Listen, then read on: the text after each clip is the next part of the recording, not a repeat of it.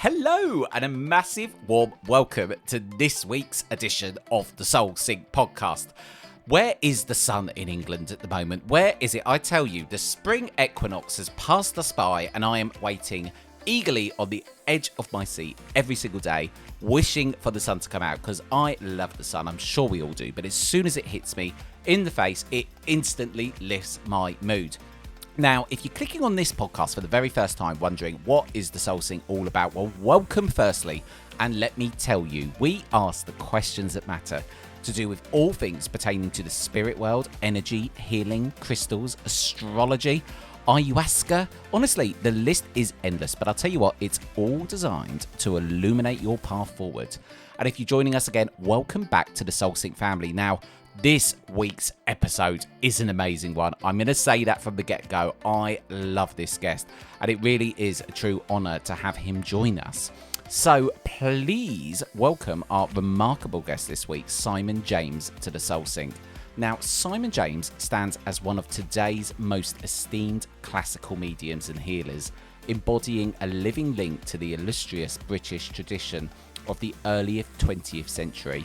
Trained personally by the renowned Gordon Higginson, Simon's expertise stands far beyond the realms of mere mediumship. His profound understanding of mythology, the tarot, and ancient religions enriches his work, touching the lives of mediums, artists, and educators worldwide.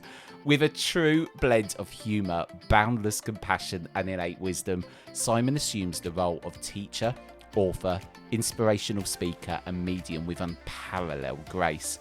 His journey has been one of deep exploration and enlightenment, reflecting in his transformative contributions to the field of spirituality.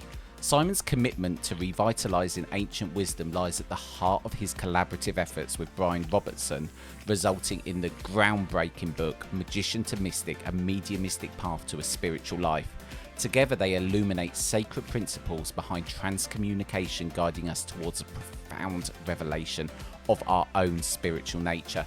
Now, firstly, I loved this conversation. I could have spoken to Simon, honestly, for another couple of hours. We barely even scratched the surface. And I must say, I've read his book, and I've read a lot of books along my journey so far to do with spirituality, mediumship, so many different subjects.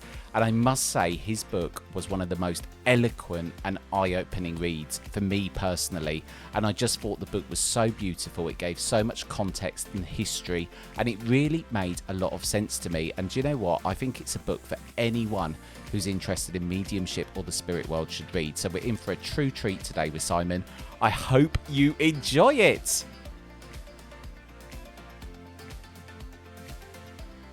So Simon, thank you so much for joining us on the Soul Sync podcast.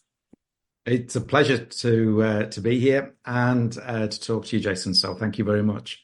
Now, I must say, from the get-go, we were going to have Brian with us as well today, who co-authored the book with you, Magician to Mystic, a mediumistic path to spiritual life. But he's a bit poorly today, so I send our love and best wishes, and it's just me and you today. So thank you for joining me.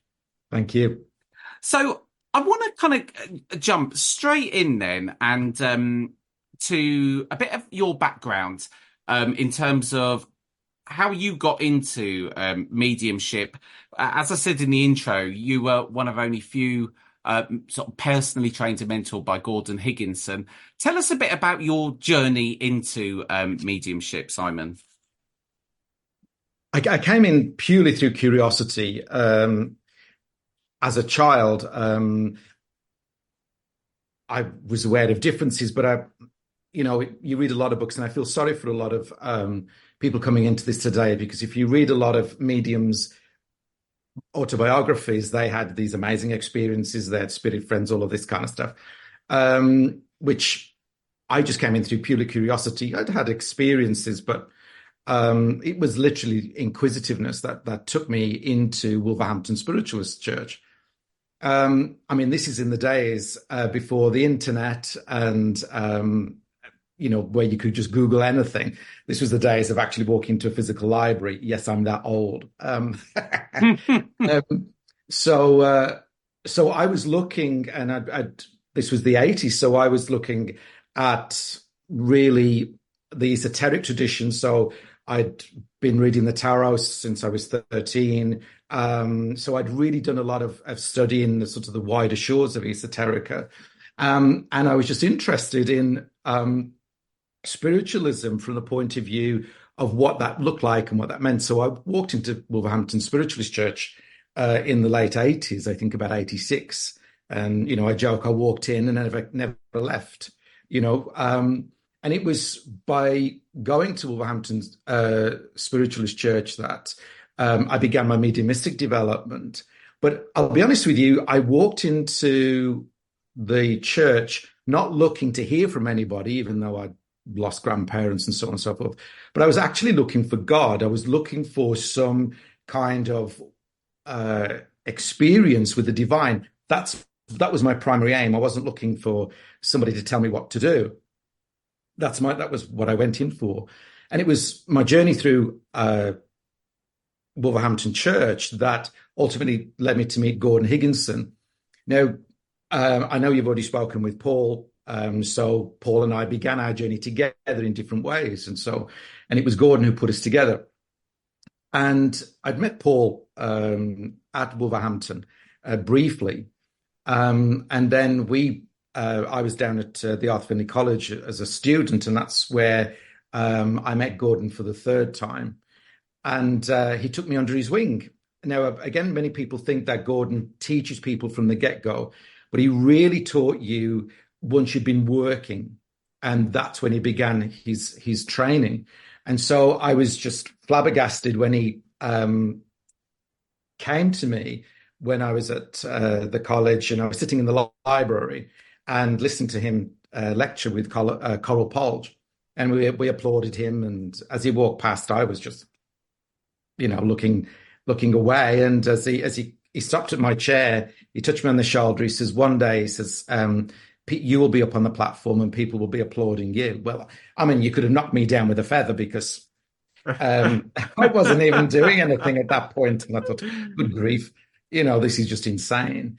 And from that point on, Gordon took an interest in my mediumship and encouraged my development and began my training. And he put Paul and I together. And that's where we began working the churches, doing demonstrations, and began our teaching career at the Arthur Findlay College.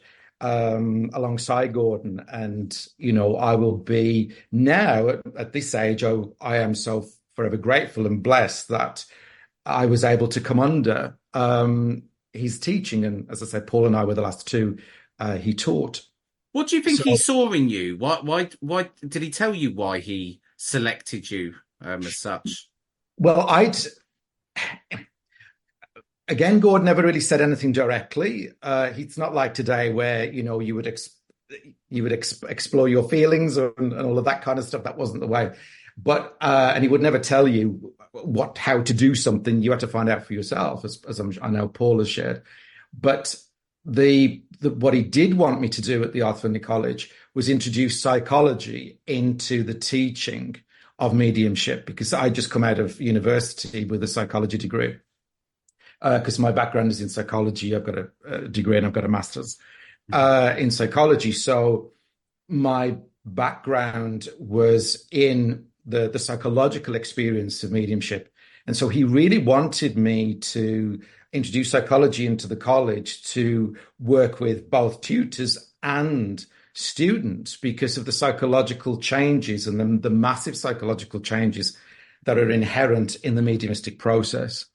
Many people talk about, I get really emotional when I feel the spirit. And really what that is a point of unpicking what is that about. And really people find mediumship not to talk to the dead primarily, but basically to heal, to become whole, because mediumship is ultimately a transformative, transpersonal healing experience. Mediumship, ultimately talking to dead people, talking to the ancestors, if you will, is really a side effect of mediumship. That's not the primary drive from a psychological and emotional point. You've kind of jumped really nicely on there to some of the questions I was going to ask a bit later, but I'm kind of glad we're getting stuck into it pretty quickly. I must admit, I just want to come on to this book, the book that you penned with Brian Robertson. It is by far, for me personally, the best book that I've ever read on mediumship or spiritualism. And actually, there were certain parts of it I found to be a bit uncomfortable in the reading because they illuminated certain things within myself that I wasn't perhaps Excellent. That's aware great. of. Yeah, it did. You mentioned in the book about, and it's mentioned several times throughout the book about mediumship, you needing to become healed in order to go Mhm. through this kind of process. Why do you think healing is so prevalent in becoming a medium? Because I've noticed myself, I think I need to heal certain things in order to go on. But why do you think you need to go through that experience as a medium? Well, the problem is that mediumship, and this is where it gets controversial, and this is where it gets very uncomfortable for people. The actual act of mediumship, the mediumistic experience, is not for everybody. The world does not need a lot of mediums. What it needs is people having a mediumistic experience to become whole. That's what the world needs. Because not everybody's mind is capable of sustaining a mediumistic communication over a period of time. One, it's not healthy for a lot of people. I'm sure you've noticed at the Arthur College and wherever you've been, there are many people that come there that actually are there to find respite. They are trying to find understanding. They think they're coming to learn how to become a medium, but they're learning how to find themselves. And the biggest issue today is that mediumship has been commodified and on one level capitalized into a career experience when throughout the history of mediumship, since human beings literally, fell out of the tree and started walking upright, the mediumistic experience was for the few, not the many. The reason being is that not everybody is capable of sustaining that intensity of literally mental dissociation. And because that's what mediumship is. And so the issue here is that the mental dissociation ultimately, like a stick stirring up the bottom of a pond, stirs up your own personal baggage. And so before you can even start to think about having some kind of clear experience with the ancestors, with the so-called spirit world, you have to basically deal with your own mud at the bottom of the pool. I think what I've learned, I think a lot of people maybe go through a lot to get to the point of mediumship, a lot of trauma and a lot of, I speak from first-hand experience. That's what kind of made me spiritually wake up. And I thought myself that I was over some issues, but then the mediumship seems to put this really massive, almost like Wembley Stadium spotlight on it. And I've noticed that from the times I've tried to connect and my mind isn't clear because of something. You just can't do it. It's impossible, I find That's it. right. That's right. See, when you said about people kind of being able to mentally disassociate, is there some people that typically certain types of people that find this easier than others, or is it just? Yeah, I mean, the big issue is that people, for many years, which it was never described, but for many years used this as a gift or that mediumship was special. No, it's not. It's just a quirk of your mind. That's all it is. It's no more a gift than being a good mother, a good father, a nurse, a doctor, someone who a garbage collector, somebody who works at Starbucks. All of this is we are all special, but some individuals, like lots of other people, have a quirk in their mind that they can dissociate, and that's mediumship. Now, the biggest thing is that just because you can do that doesn't mean to say you should do that, because dissociation carries responsibilities for self, responsibilities for your own mental and emotional well-being, and also the emotional mental well-being of the people that you're speaking to. That's the point. So what we are doing here and what we do, Brian Robertson and myself with the work that we do at the Inner Quest here in Victoria, Canada, and we put our teachings into the book, is try to create a safe space for everybody to have a mediumistic experience and find where that mediumistic ability needs to take them. That's the point of this. It's very interesting. I must admit, I've looked at the courses that you do at the Inner Quest, and I'm definitely going to come on one. They look absolutely fantastic. What was the magician to mystic? What was was it you that coined this phrase, magician to mystic? Was that your own? It's ours. Brian Robertson and myself. We coined the term magician to mystic, and what the point is that mediums and we're talking, and I just wanted to put a caveat here about the description of medium, because a lot of people associate medium, well, I'm just talking to dead people. Well, that's 1/10 of the iceberg. Mediumship is a span of all forms of human life, creativity, art, passion, anything that, whenever you find somebody that is good at what they do and is in their passion, that's mediumship, because ultimately they are in their passion, and in their passion they're in their divinity, they're in the divine, and they are moving.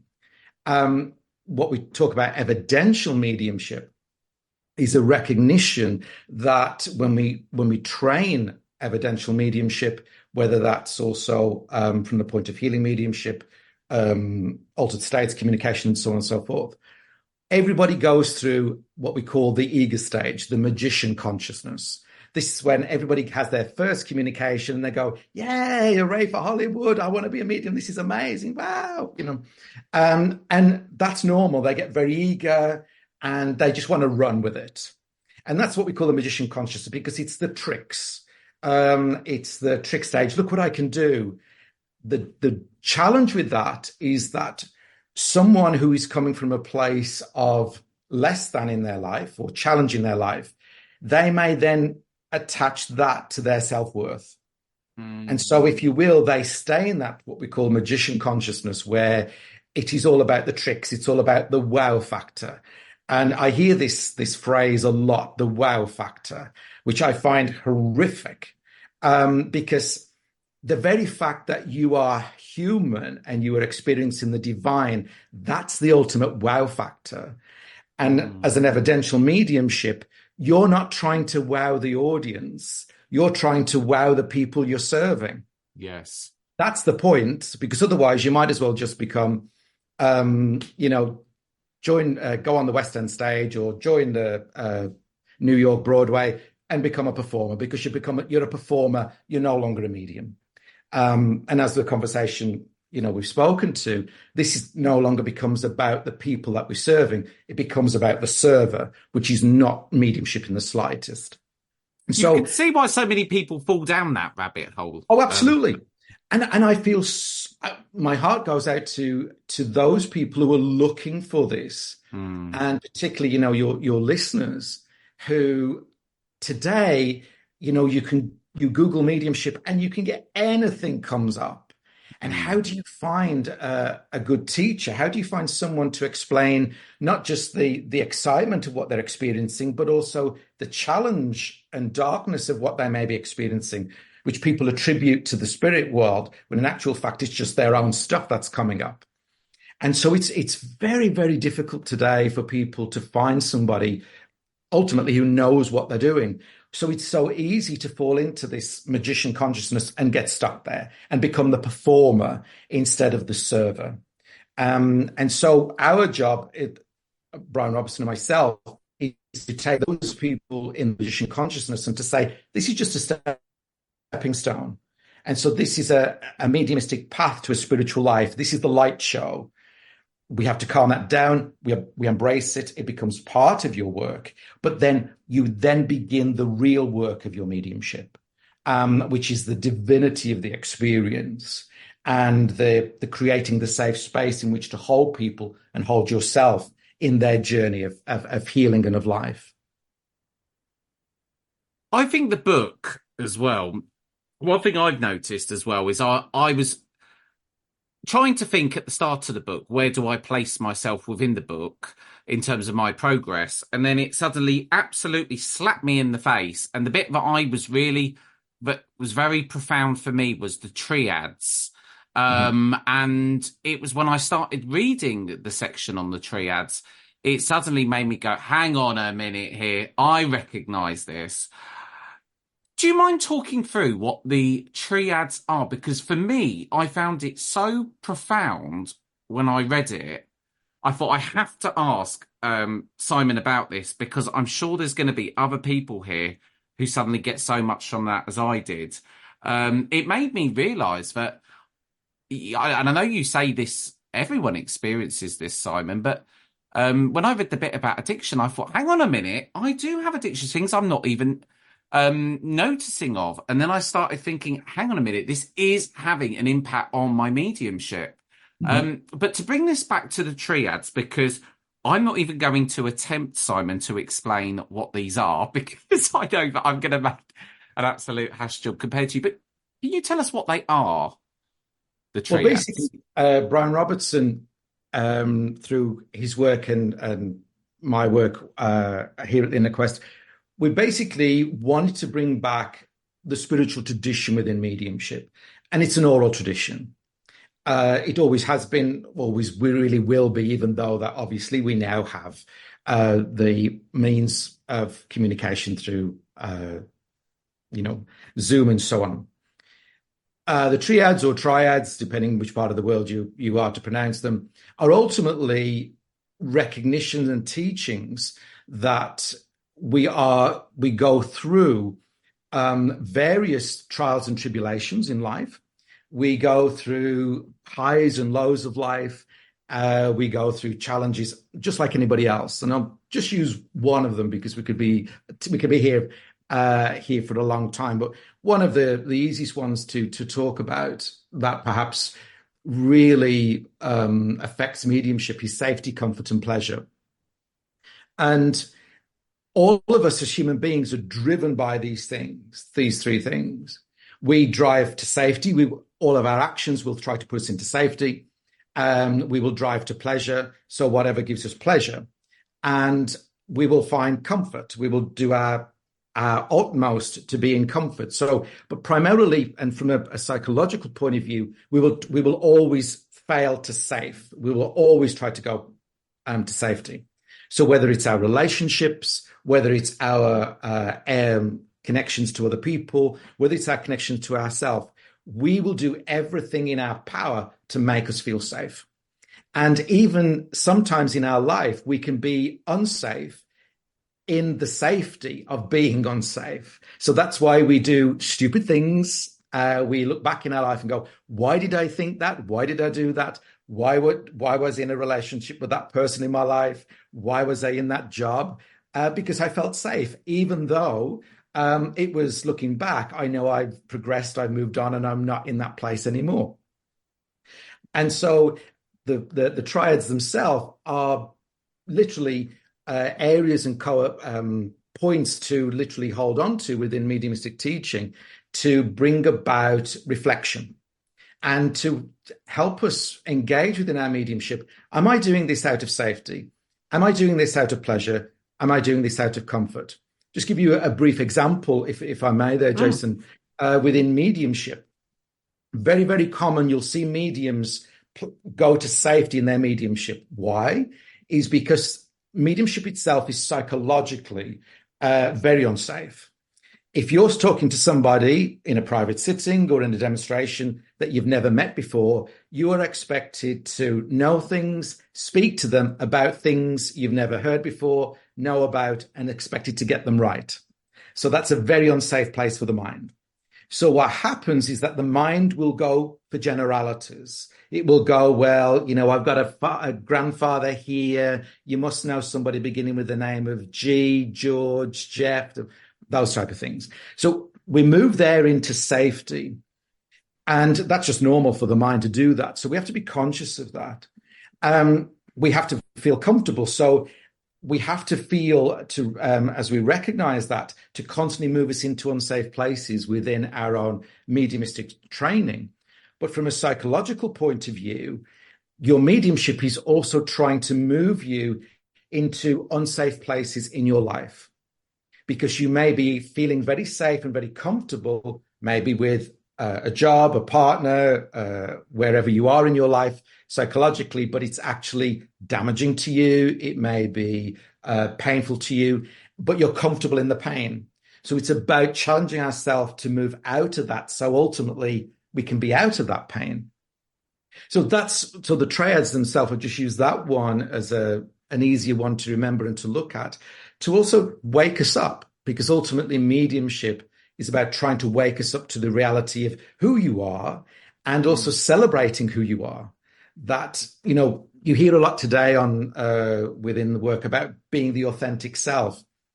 Well, you're already authentic.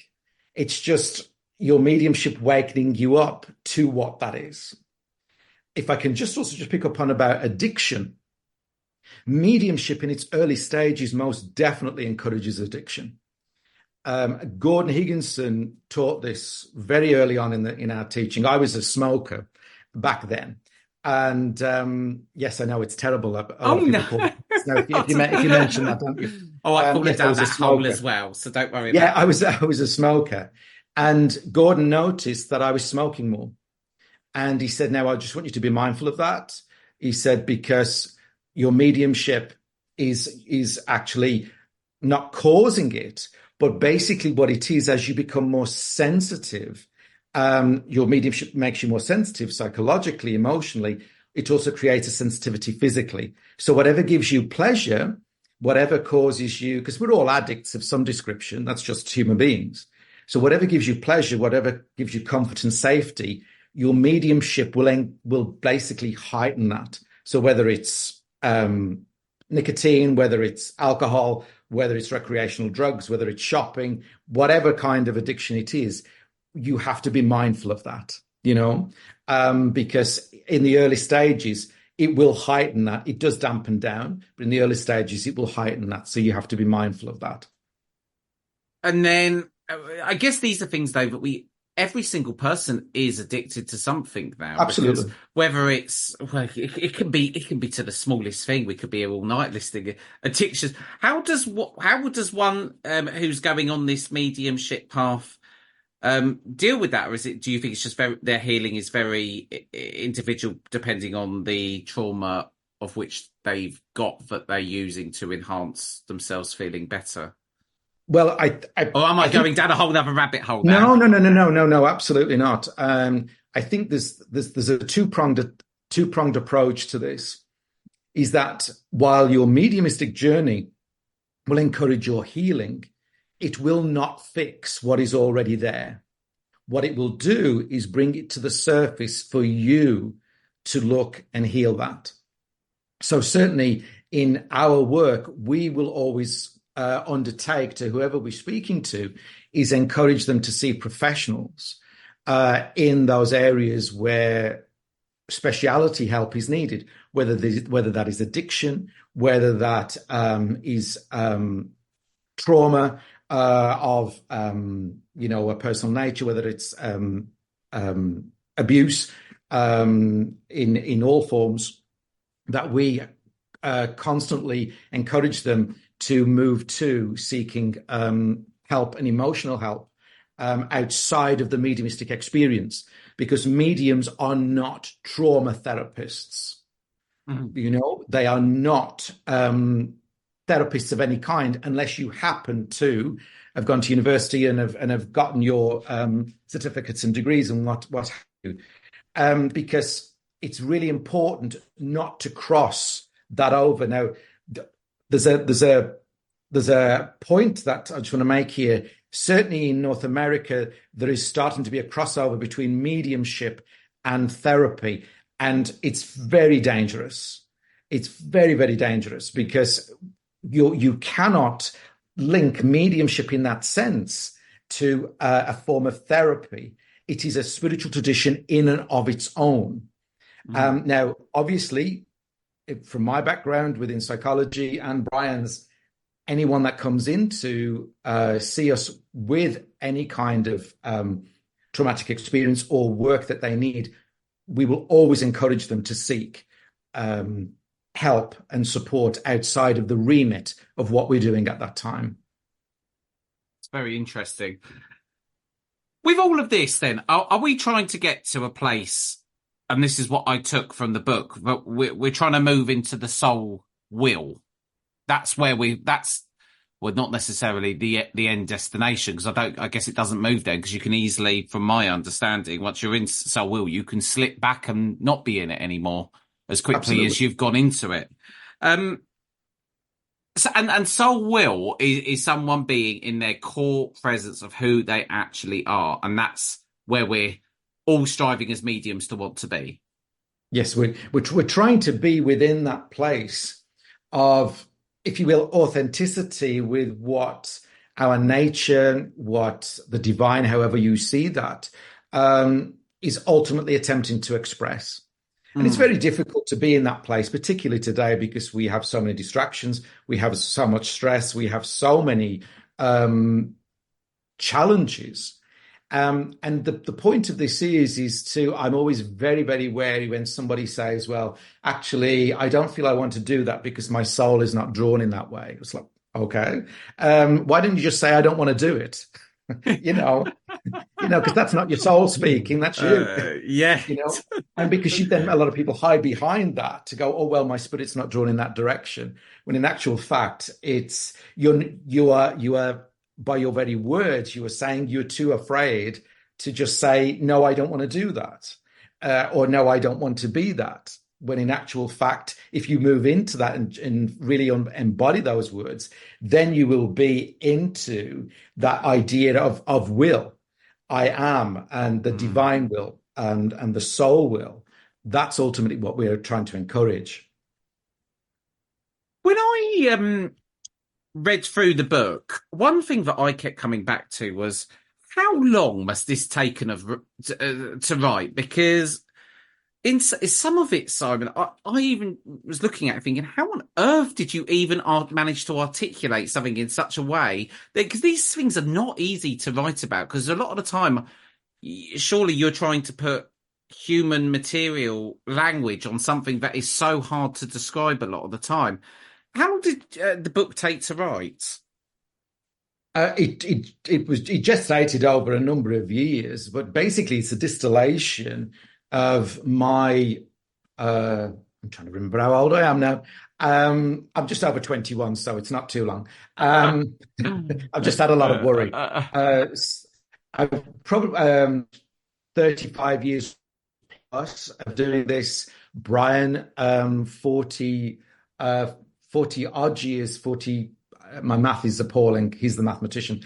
40 odd years of our work and training, and trying to distill that into a book that ultimately is designed to also make people feel uncomfortable. Mediumship is extremely uncomfortable. It's not easy. It's not supposed to be, because it mirrors life, and it's what the point of the book was ultimately to say, look, spirituality is not rainbows and unicorns, though I've got nothing against either, if that's your thing. But it's ultimately about recognizing that these are the profound psychological and spiritual changes that you undergo. And this is a book that can say, this is why you're going through those things, and you're not alone. And our work is at attempting to support people, with you mentioned the courses that we do, the gathering here at on Vancouver Island. We teach, Magician to Mystic, and then Plato's Cave. They are courses, just the retreats, for instance, where we take people to work with their mediumship, their evidential mediumship, and ultimately to then take it into a place of ultimately embodiment, so that they understand it becomes who they are, not what they want to be, so that it becomes they are just within that experience of their mediumship. So that's what we do here. And, we've been doing those courses for the last 20 odd years here, and again this year is no exception. And the point is ultimately recognizing that this is uncomfortable, but by moving you into your discomfort, you ultimately move into the place that you need to be. And that's why we wrote the book. But yes, it just stated over a number of years. And that's why we also put in, because my also passion and background is as a mythologist, of using mythological elements to recognize the transformative story of the work of the medium. I think that's one thing that I kept coming back to throughout the book was mythology. And it was actually this book that's sparked me on a whole mythology journey that I seem to be on, finding all these kind of ancient things so interesting. And I think the fact that it keeps taking you back through the history, and the book seems to make revelation after revelation at the start of each chapter, I think is really helpful because it kind of brings it back. And even recently, I've been finding myself getting absolutely fascinated by tribal stuff dating back, thousands and thousands of years. When people come to you then, on Vancouver Island, to go to the inner quest, are they tending to arrive to you kind of experienced, or do people come to you really wanting that first kind of awakening moment? Or is it? It's both. So we have people who come and come from all over the world. We have people who come who are brand new, who are just at the early stages of their journey, or really want to work with their evidential mediumship, and then we take them through that journey, both within the community and also the community of our retreats and courses, and also our online community, because ultimately what we try to do is encourage their mediumship is not developing just in isolation, but it takes a community, whether that's online or whether that's in person, to develop and support and create a safe space for their mediumship and for their spirituality to come to fruition. So literally they come from all backgrounds. Some people have been coming to us, for the last nearly 30 years, and they've grown within their mediumship, they've grown within their understanding, while other people are just completely brand new and are beginning their journey. And ultimately, there is no end goal with this. It is ultimately a journey into self, and the journey into self takes us a journey into the divine. That's the point. So there is no end goal. I really want to come to your school, and I think it's fascinating to hear that you've had the same people coming back year after year after year. And I think you make so many good points, because I think even when I went into this probably with my magician mindset, I realised the journey to get to Mystic is a very long one, and it could be a journey that some people never make it to that destination. Right. You could go along the whole journey. I think what I liked about the book so much as well, Simon, is it kind of felt to me like it was a very wise uncle talking to you, who wasn't always telling you what you wanted to hear, but was kind of guiding you in the right way of what you had to hear. Can you hear me okay? Did I lose you there for a minute? Yes, I can, yes. Okay, fine. Yes, I can. So I just want to come on then. So what would be, because there's so many other aspects of the book I could jump into, but what would be your general advice for people wanting to, start a mediumship? Because what I take from the book and everything you say, there's so many different places you can go. But I think what you really draw it back to in the book is how the old ways of learning really were the best in a lot of regards, because you weren't jumping from here, there and everywhere.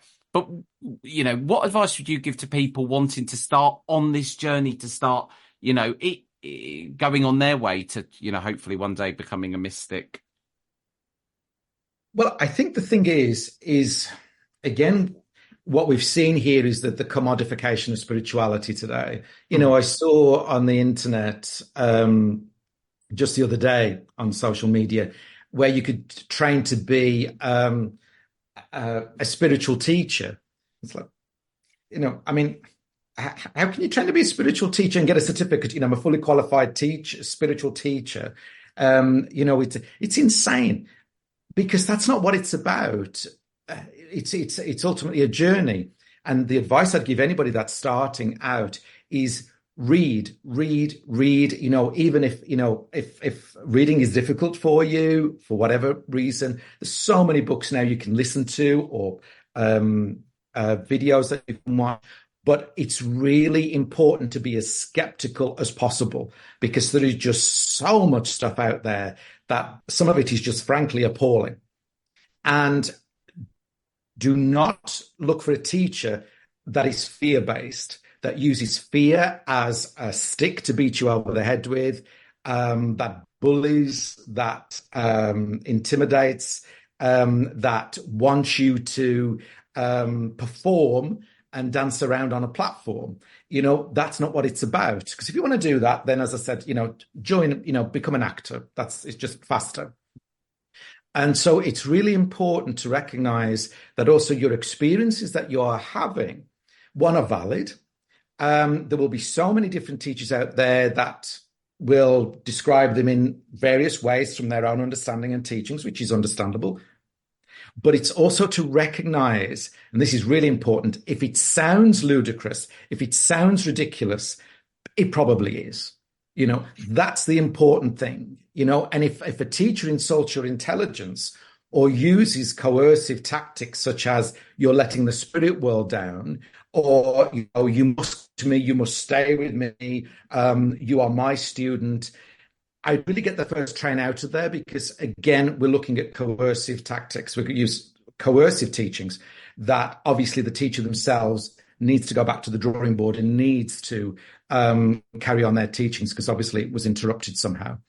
So it's really important to look for teachers that support you, embrace you, challenge you, because it's important to challenge a student, but you can challenge a student in ways that support them rather than, hit them over the head with a blunt instrument, and respect them. And of course, that goes both ways, of course, but it's really important to recognize that and find a teacher that also touches your heart, yourself, and also supports that. So as we say, within the inner quest, within our tradition, it's the journey from the head to the heart. And even though that it may seem a very short journey, it's the longest one you'll make. And so you need teachers to support you on that journey, because we need both places to ultimately help unfold your mediumship. I love everything you say about really being there as a teacher, as I think this is such an important responsibility, especially when dealing with a subject like mediumship. It's a very difficult thing to even train someone in. I can imagine. How do you even take someone from that place of never having maybe had an experience to lead them into one? So, hands down to you. I applaud you, because I can't imagine how difficult that can be at times. How do you I felt like a big driver for this book was to kind of really get something down on paper in writing to try and save the future of spirituality. And I felt there was that big urge throughout when I was reading the book. How do you envision the future of mediumship and spirituality, especially in the context of modern society and technology? I think we're at a huge transitional point within this work. Even just in the last 30 odd years that I've been working, it has changed drastically. When I came in, we had a hierarchical system where those who were experienced before you respected them. And because in all societies, you have a hierarchy of knowledge, experience, and the oral tradition. So, and also when I came in, I was lucky that everybody, no matter most teachers who you went to, with some slight differences, they were all singing from the same hymn sheet. So you generally knew that you were getting a general quality and a good grounding in the basics. Today, again, that has changed. It doesn't exist in many places, which is a concern. But I think we're at a transitional point within the mediumistic tradition where it's it's exploded in connecting people around the world through technology such as this, which is excellent. But again, the double-edged sword here is that while we can be able to share wisdom, there's a big tradition between wisdom and opinion. And so that's where we are having difficulty now. And I think, and one of the drivers for the book, you're quite right, was of trying to get information out there before it's lost and before we can actually lose the sacred tradition of mediumship that Brian Robertson and myself come from, completely in the ocean of 1,001 so-called mediumistic teachers who, may do a weekend course and suddenly they've set up their own mentorship program on the Monday, because that's not how it works. It never did work that way. It won't work like that. And so the problem is we are getting teachers who are not driving to excellence, they're driving to mediocrity because they are not developed enough themselves to be able to support fully and safely the students under their care. And as a so-called spiritual teacher, we have an ethical duty of care to those people that seek out our teachings.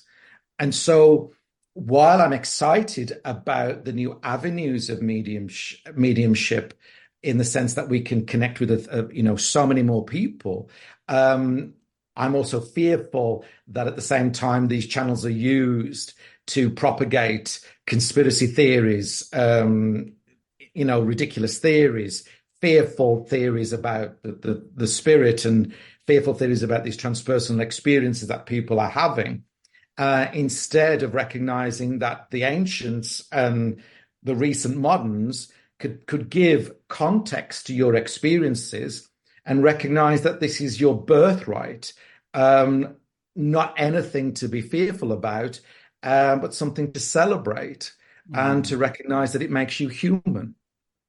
I do think that I think you make really valid points there. I think we're obviously in a place where we're more connected to than ever, but I think in my own mediumship development, I found myself almost not knowing which way to turn because I'm information overload. I think sometimes I almost wish I was walking into a library and that was the only book. Yes. Because you can find yourself, just going down so many rabbit holes with this. What advice would you give to someone to be able to tell if a teacher's right for them then? Because so much of this is relying on the teacher. In your experience, what separates the wheat from the chaff, so to speak, Simon? Well, I think if your teacher is talking constantly about how wonderful they are, run. I think if your teacher is saying that they are the beginning, the middle, and end of all knowledge, run. I think if your teacher is not respecting your experience, run. Because ultimately, a good teacher should also not tell you what to do, but encourage you to find your experience so you know what to do. Gordon was brilliant at this because, a lot of people, and I find it amazing now because he seems to be busier now he's gone than when he was here because so many people claim to be talking to him and he's teaching them this, that, and the other. And when I see that, I think, oh, good luck, he never taught me that. Because ultimately, the teachers back then, including Gordon, didn't say, do this, do this, do this. You had to go, this is what I want you to do. I want you to go out, find for yourself, and come back and tell me what your experience was. That is the essence of the mediumistic teacher. If you've got somebody just sitting you in a room and you're doing exercise after exercise after exercise, and you have no clue why you're doing it, other than that it seems to work and it's fun and you're both enjoying yourself on a one-to-one, that's not teaching, that's facilitating. A good teacher should be able to tell you why you're doing a particular exercise, the point of it, how to do it, why you're doing it, and what is then the outcome and the repercussions of that exercise to your emotional and physical and mental well-being. That's what a teacher should be able to do for you. And also a good teacher should be able to say, do you know, I don't know the answer to that question, but I will find out for you. That's the essence of a good teacher, to also know that they are also still learning and still evolving within their own mediumistic experience and also their spiritual understanding. That's very interesting. I think you make very good points there. I think we live in a land now, I think, which is quite different to perhaps 20 years ago, where we were very much in a workshop sort of culture. Absolutely. Whereas workshops, I guess, are quite a modern phenomenon in a lot of Very ways. modern. And I suppose one of the most interesting ways to learn is I've never had that style where someone necessarily says, go away and tell me what you come back. Well, not unless it's some sort of task that I'm trying to fulfill. But I can understand why that's a lot more, why it lends itself so much more well to mediumship, because in my experiences, when someone says to me, go and do this exercise, and all the students, and you're sort of sitting there going, well, I'm not feeling any of this, Simon. I'm not feeling any of this. It's almost preconditioning you as to what you should be feeling, what you should be coming across. Exactly. So I do think that makes total sense. I wanted to ask, we are coming to, I'm very mindful of the time here, because I just sit here, Simon, firing questions at you for the next few hours quite easily. And I feel that I've only literally skimmed. If you could see the book now, Simon, I've got about a bazillion post-it notes in it. I've got highlights all over the place. And I thought I've got so much to ask. And then when you get on here, you think, hang on a minute, I'm barely even skimming the surface. I wanted to ask about, you make a point in the book that there's a big difference, and I struggled to get my head around this at the beginning, about the difference between mediumship and just sitting in the presence. And you would think that that would be a simple thing that would be quite easy to work the difference out from. But I think it's something a lot of us developing magicians, trying to get to mystics, get very confused between. Can you dispel some of the myths in what is a meditation and what should we be doing in sitting in the presence? Because the two do overlap, but you make the point that they shouldn't be overlapping because they're both completely separate. Well, if you're sitting in the power or presence, you're sitting in the presence, you're not meditating. Yes. If you're meditating, you're not sitting in the presence. Meditation is a different practice to sitting in the presence, because meditation is ultimately a practice that doesn't necessarily have to have any spiritual connotations whatsoever. Meditation now, along with mindfulness, is now being prescribed, for high blood pressure, stress, and so on and so forth. So you don't have to have any kind of spiritual practice associated with it. It is just literally, meditation is ultimately focusing on a thought, a sound, a concept, to bring focus to mind, regulating breath control, and so on and so forth, which ultimately has benefits psychologically, mentally, emotionally, and physically. So that's not sitting in the presence. Sitting in the power, and you don't have to sit in the power. You can stand in the power. You can run in the power. You can do the washing up in the power. It doesn't really matter much. But what it is that it is an intention to be within the presence of all things. That's the point. Now, the problem is that it is being taught quite wrongly that you sit in the presence to talk to your spirit friends. No, you don't. You are then having a mediumistic experience. What you're doing is sitting in the presence is connecting with the divinity that you are, with the divinity of all that is. So ultimately, it is a point of connection, a place of being. It is not a place of doing. As soon as and you see this all the time with students who have come from different places, they start sitting there, and then the next thing you know, you can see their mind going, trying to talk to somebody, or the face goes because they think a guide's coming in and all the rest of it. And it's not. It's just their own mind. And I know this is very controversial, and I know this is going to stir up a hornet's nest, which is great. We like that here, Simon. Absolutely, absolutely. Because the problem is, as soon as you are sitting within the presence and you try and talk to someone, a communicator in the spirit, or you're trying to talk to so-called intelligence, you've lost. You're now no longer in the presence. You're using your mediumship to try to have a mediumship experience. So you're moving from being to doing. Now, of course, the presence itself, the power, is used in all forms of mediumship. But if you will, that's the ocean in which we swim. But ultimately, what you're doing when you're sitting in the presence which again, looking back and going back at the early days here with Gordon, it was a case of just sitting and being. And so now you have people who have gone to teachers who, that's there sitting in the presence, and then they get some vague idea of what it is, then they misteach it, and it just goes on and on and on. But ultimately, it is a case of sitting within the experience, the divinity of self, not to talk to anybody, but to listen. And you are listening, and again, not with your ears and listening for somebody to tell you what to do, but you're listening with this. You're listening so that, if you will, that aspect of what you may want to call soul, you might want to call the divinity, is capable of going back to that ocean of consciousness. That's the point. As we always say here at the Inner Quest, it's the raindrop returning to the ocean. That's when we sit within the presence. That's the point of it.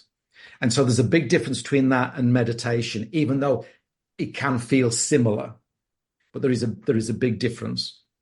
I think the way you've described that is so articulate. I can imagine, Simon, you've spent a lifetime putting together analogies, because it seems to be a real strength of yours, the way you sort of bring these things to life.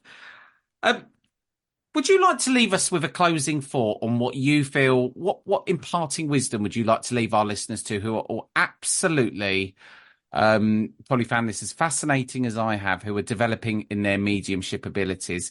Leave us with a lasting thought of yours, Simon. Not to put you on the spot. I do have a habit of doing this. No. First of all, I want to say that I admire you, because this is a difficult pathway that you've chosen, and that essence of you has chosen. I really admire you, because this is a difficult pathway. It's not easy by any means, but it is the most worthwhile journey that you can possibly take, because ultimately this is about finding a place where you can be you as hard as you possibly can be. And this world doesn't want you to be you. It wants you to be what it would like you to be, you, by who it thinks you should be. And mediumship has the possibility of finding a place where it's safe for you to be you as much as you want to be. And it's a place in which you are not talking to anybody. You may think you're developing your mediumship to talk to dead people, but you're not. You're developing your mediumship to be present for the living, in order that they can know that eternity begins now, and that you don't have to die to learn how to live. That's the point of this. And that ultimately, that life is, in its spirituality, is what I like to describe as a beautiful trauma. You're going to be beaten up, you're going to be knocked about, you're going to do all of those things, which you already have been anyway. But mediumship allows us, just for a brief while, every now and then, to pull aside the curtain and just to see the beauty that's there. And because, as Brian Robertson always says, and we say it in the book, beauty can only see beauty. And that's the point of mediumship, to see the beauty within and see the beauty without. And ultimately, to be present and to be that beauty. That's the point of the journey that you are on. And enjoy the journey. Thank you. Harming the Elephant springs to mind from the book. Very nicely there. Simon, thank you so much. It's been so nice to talk to you, and I think you probably don't realise the profound impact you have when you talk for an hour, because I'm sure loads of us are going to find ourselves going back and listening to that all over again. And thank you for your kind words.